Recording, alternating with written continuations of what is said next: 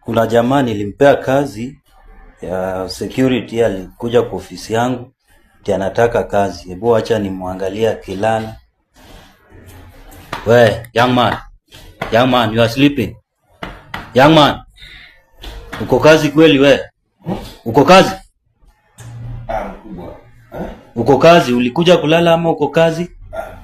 Mkubwa, niko kazi. Uko kazi, unafanya nini? Unafanya nini? Nilikuwa tu nimejiekelea kidogo hapa. Unajiekelea? Ulikuja kazi ama ulikuja kulala?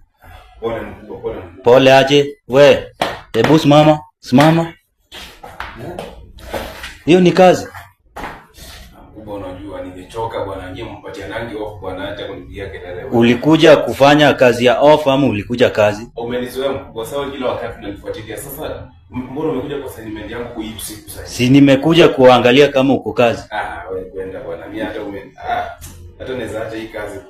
Unaacha kazi na ulikuja kazi? Acha na mimi bwana, acha kunisumbua. Na kusumbua?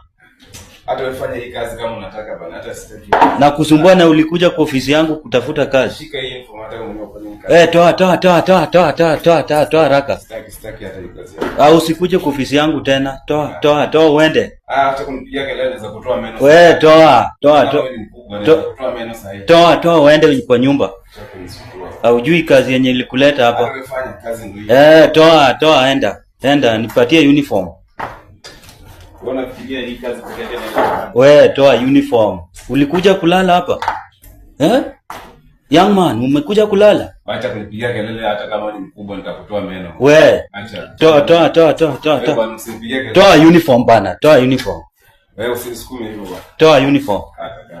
Toa uniform uende kwa nyumba. Haujui kazi yako? Usipigie kelele bwana. Nimeishia hapo bwana. Toa uniform young man, toa uniform. Acha kunipigia kelele bwana. Iko sawa bwana.